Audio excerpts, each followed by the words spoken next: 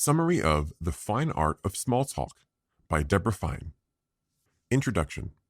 As a young girl, author Deborah Fine was overweight, shy, and often sat invisible in the back of the class. It was when her third grade classmate Rita passed out invites to her birthday party that Deborah first experienced exclusion. Every girl in her class received an invitation except Deborah and another very overweight girl like herself. The experience was incredibly hurtful. So Deborah threw herself into a world where her only friends were her books. Consequently, she never learned how to talk to her peers. Naturally, as she got older, Deborah chose a career that didn't require much conversation, an engineer. While she could comfortably make technical presentations and answer complex engineering questions, she panicked each time she was required to attend a conference or industry meeting. During those conferences and meetings, she was expected to mingle with colleagues, network, and meet clients. So she started every conversation the same, by asking, "What do you do?" Eventually, the conversation came to a grinding halt as Deborah struggled to keep it going. She struggled with the art of conversation. It was after having two children that Deborah realized many of her insecurities came from being overweight. She lost 65 pounds. As her self-image improved, Deborah was desperate to have a social life and find friends she could have fun with. To do so, she would need to acquire better social skills. She began to take notes and studied those around her who were successful at cultivating friendships and mingling in crowds. Eventually, she devoted her life to uncovering the fine art of small talk and teaching others how to overcome their insecurities and hesitations. The best part?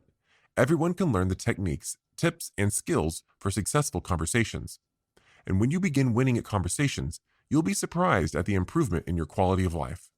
You'll begin to bring new people into your network of friends and colleagues, and you'll find joy in social events rather than dread. You'll create pathways and channels for new opportunities that you've never thought possible. Are you ready to win at conversations? Great! So enough small talk. Let's get down to business. Chapter 1. Become a better conversationalist by taking a risk. How do you feel about small talk? Many people think of small talk as the lowly stepchild of a real conversation. They believe it's meaningless and a waste of time. Small talk, however, serves an important function. Without small talk, you can never get to the real conversation. It allows you to break the ice and clear a way for intimate conversation and lays the foundation for a stronger relationship. The good news is that conversation skills can be learned by everyone. When you see others with good conversational skills, how does it make you feel? Perhaps you think they just have a natural ability to mingle happily, that some biological mechanism makes them a natural at small talk. The truth is, most people have to work hard at conversation. Through practice, seminars, personal coaches, and studying books, those people learn the skills and practice them. Take author Deborah Fine, for example, who used to be a geeky, introverted engineer, but simply became a pro at conversation by learning and practicing. It's that simple. After the events of 9/11, a pilot instructed his passengers departing Denver International Airport to introduce themselves and learn about one another.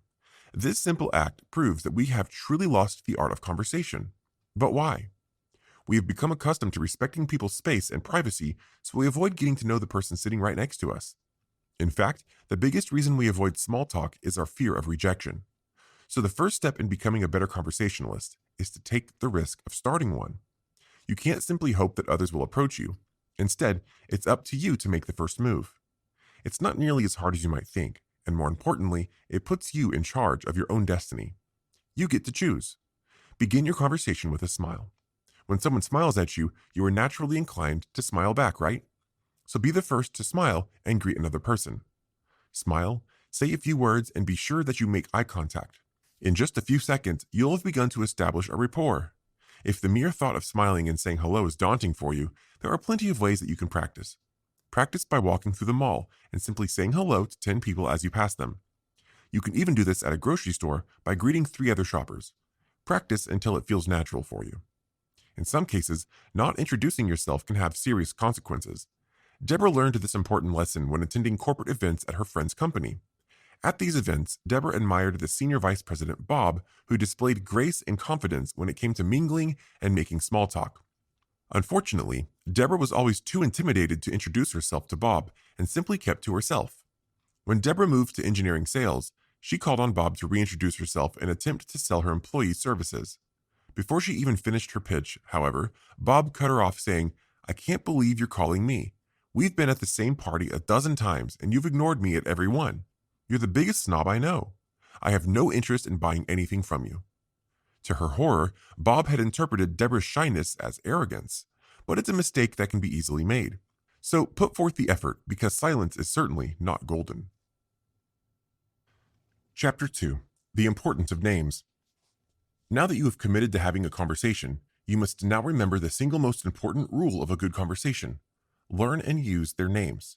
To master this skill, you'll need to stay focused during the introduction and repeat the name back in your greeting, like, "Nice to meet you, Deborah."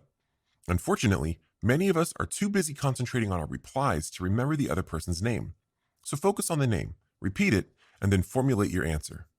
If you do happen to get distracted and miss the other person's name, confess. Simply say something like, "Excuse me, I'm not sure I got your name." This is always a better option over faking it. Never, ever fake it. This is especially true when you run into someone who you've met previously but have forgotten their name. Simply say, "I'm so sorry, I've forgotten your name, please remind me." Be proactive and you'll prevent any impending disaster. Instead of being proactive, we typically try to avoid people because we've forgotten their names. However, if we assume the burden and tell the truth, chances are that we'll go on to have a pleasant conversation. In fact, if we ignore someone because we are embarrassed over having forgotten her name, then your behavior may be misconstrued as rude. Sometimes we meet people with foreign or unusual names. When this happens, you must make the effort to learn the correct pronunciation, even if it means repeating the name a few times. When you take the time to learn another person's name, you are expressing a genuine interest in that person and making the person feel warm and comfortable. On the other hand, when you become too lazy to learn a difficult name, you're sending a message that learning his name is not worth your trouble. In fact, learning names has many benefits in addition to making people feel comfortable. For example, when Deborah was seated at a table of 8, she immediately introduced herself to the 3 sitting at the table. As the others arrived, Deborah extended her hand, introduced herself, and made the introductions to the other 3. She acted as the host, which put everyone at ease and created an atmosphere of warmth and appreciation that naturally encouraged conversations. Acting as a host can position you as a leader in the group. When it comes to names, it's also important to nix the nicknames. For example, if a colleague introduces himself as Michael, then don't call him Mike. If he wanted you to call him Mike, then he would have introduced himself that way. So make the effort to use their name and don't shorten it without permission. Finally, it's better to give than to receive. Think about giving your name as a random act of kindness, even if you've met him or her previously and think they should remember your name. Instead, say something like, "Hi Patrick, Deborah Fine. How are you?" By stating your name, you let Patrick off the hook and he doesn't have to waste conversation time being distracted trying to recall your name. Chapter 3. Use icebreakers and open-ended questions. Of course, conversations don't just end after introductions. It's your job to keep them going, which may seem daunting, but there are many icebreakers you can use to make the conversation flow naturally and easily. Many people make the mistakes of simply using a statement by itself like, "What a beautiful day." However, when you make a statement, you can't guarantee whether it will land or even get tossed back. Statements are indirect invitations to chat. Instead, you should be direct so that there is no doubt that you are starting a dialogue. Instead of, "What a beautiful day," try, "What a beautiful day. What's your favorite season of the year?" It's an easy opener that tells the person that you want to engage in conversation. In fact, many of us stress over starting a conversation because we perceive it as harder than it is. But let's take a look at this story. A national news show once conducted a social experiment by sending a gentleman into a party hooked up with a hidden microphone. He was instructed to start as many conversations with a ridiculous icebreaker. "Hi, what's your sign?" Yes, the infamous pickup line from the 1970s. Surprisingly, it worked. You see, when you show genuine interest in someone, you open them up to conversation because they feel flattered and special. This experiment also worked because the gentleman asked an open-ended question. Asking open-ended questions shows that you genuinely care about what the person has to say. Many times we find ourselves asking our partner or our children, "How was your weekend?" or "How have you been?" These questions evoke familiar responses. "Good, how was yours?" These exchanges are insincere. So it's time to be a better conversationalist by using the power of open-ended questions. Some of the toughest conversation partners are always school-aged kids.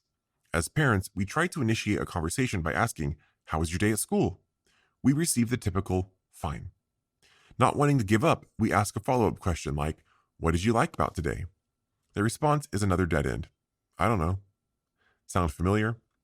Well, the conversation doesn't have to be over just yet. As Deborah gets to this point in the conversation with her teenage son, she replies yet again, "Really? Tell me about one class you liked today." At this point, her son thinks about it for a minute and finally says, "Science." Deborah can then ask, "What did you like about science?" Her son then launches into a conversation describing the experiment he did, and the two are talking. The bottom line is that you have to show that you truly care. Similarly, every Monday, people across the country are asking each other, "How was your weekend?" They usually get a "Good, how was yours?" in return. They may even be 10 steps down the hall before the reply is even uttered. This shows that many aren't actually interested. In fact, questions like this are simply a form of greeting, not a sincere inquiry into the lives of your colleagues.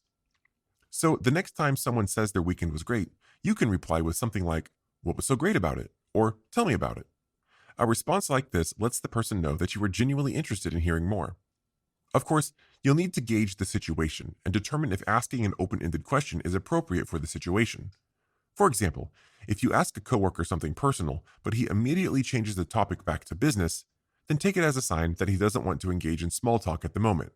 Respect your colleagues and talk about the preferred topics of conversation.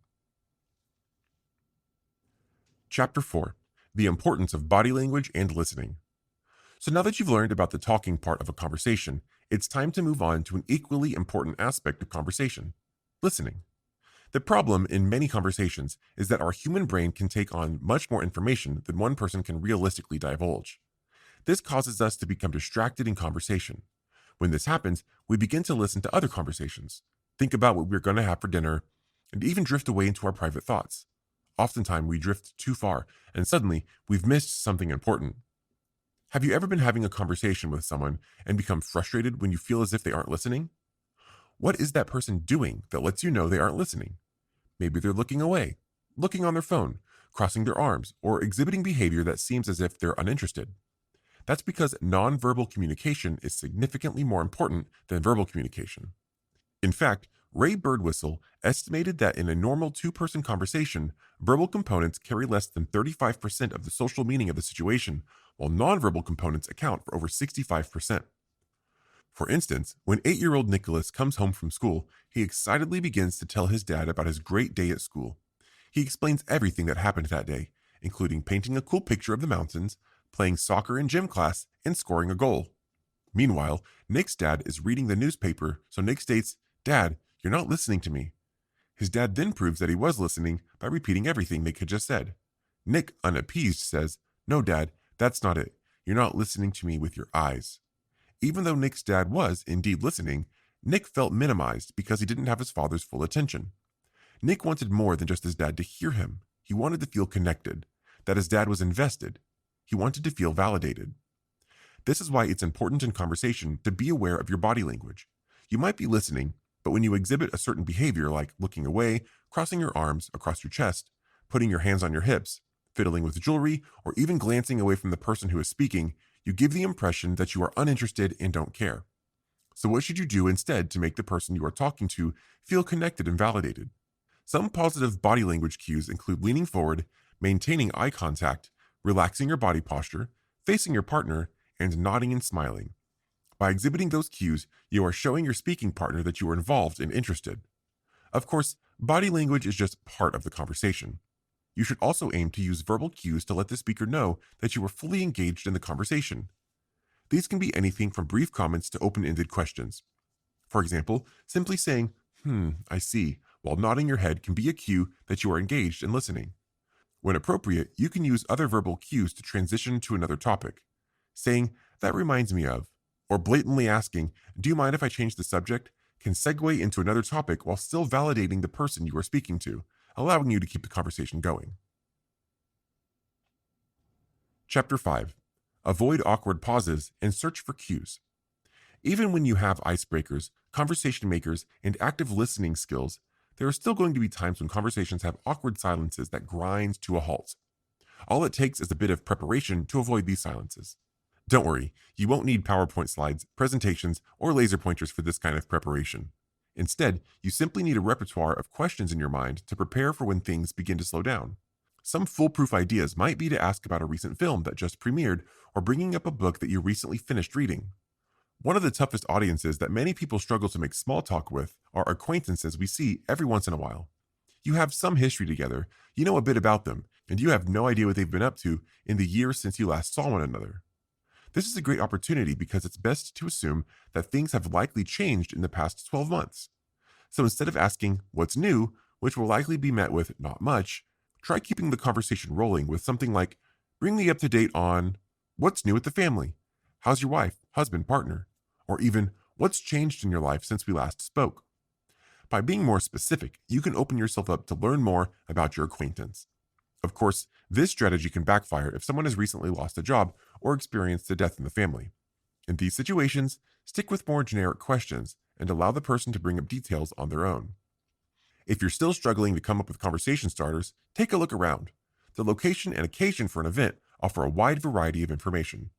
For example, at a wedding, you can start with something like, "I was the bride's college roommate. How did you know the couple?" Similarly, if you're at a seminar or convention, simply asking, "What brought you here?" is an easy way to start a conversation. Additionally, you can get a lot of information by observing people's behaviors. Perhaps you notice someone is left-handed. You can inquire, "Is it a challenge being left-handed? What pet peeves do you have about it?" Or maybe the person has an accent. You can say, "I thought I've heard an accent. What part of the country/world are you from?" By simply observing your surroundings and people, you can come up with many conversation points that will help keep the small talk flowing. However, if you struggle to come up with questions on the spot, you can help jog your memory with the acronym FORM: Family, Occupation, Recreation, and Miscellaneous. But the miscellaneous category can be anything, including asking about a popular film, book, or even a recent news event. The key in any category, however, is to be authentic when talking to someone. If you aren't genuinely interested, no amount of planning and preparation will save you from a doomed conversation. Chapter 6: How to Exit a Conversation with Ease. At some point, exiting a conversation is necessary, whether you're trying to escape a conversation killer or simply want to circulate more. There are several ways in which you can artfully exit a conversation. If you're like most people, you may remain in conversation longer than you should for two reasons. You feel trapped if it's just a two-person dialogue, or you feel so comfortable that you don't want to leave. In the latter, comfort leads to complacency. So if you're somewhere like a networking event, you'll need to continue striking up conversations with others to get the most out of the event. So if you want to skillfully leave a conversation, begin by circling back to why you connected with your conversation partner and bring the conversation back to that topic. By doing this, you are making a meaningful connection where you can then take your leave easily. This may look a little something like this. "Tom, it's been wonderful talking with you about the changes impacting the healthcare industry. I need to catch up with another client before she leaves. Thanks for sharing your expertise." Notice that there was no excuse for leaving. When it comes to gracefully exiting a conversation, honesty is the best policy. Even if you're itching to get out of an awful conversation, you should aim to exit tactfully. So try some diplomatic lines like, "I want to go talk to the speaker," or "I need to go see the exhibits," or "I want to meet some other potential clients this morning," and "I promised myself that I'd meet 3 new people before leaving this evening," which are all successful exit lines because they put the focus on you. You are the reason you are leaving the conversation, and by highlighting your own goals, you take the burden off your conversation partner. You can even borrow a strategy from the late George Plimpton, who planned ahead in case he ever got stuck with a bore at parties.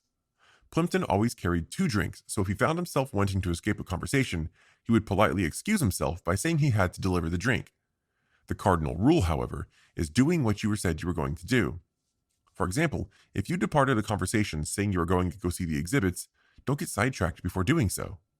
So if Vince stops you on your way to the exhibits, it's up to you to say, "Vince, it's so good to see you. I was just on my way to the exhibits. Would you like to join me? Or can I catch up with you afterwards?" If you make the mistake of getting distracted, you run the risk of insulting the person you just ended a conversation with, who now believes you were never on your way to the exhibits in the first place. Don't burn a bridge by failing to get to your next destination. You can even make a graceful exit by asking your conversation partner for a referral. For instance, if you've been talking to Shelly at a cocktail party but need to see more people before it ends, Shelly can help you. You can say, "Shelly, I've been having trouble with the graphics package on my Mac at home. Do you know anyone here who uses this program on a PC?" Shelly will either give you a good lead or she'll say she doesn't know anyone. Either way, it gives you a clean break to either talk to her referral or to find someone else who can help you. Simply thank Shelly, tell her you want to find someone who can help you, and say goodbye. The key here is that you don't invent a problem just to end the conversation. Be honest and stick to your agenda. At the end of the day, ending a conversation may be difficult, but it can be done gracefully enough so that you leave a lasting impression, make connections, and accomplish your networking or conversational goals. Final summary.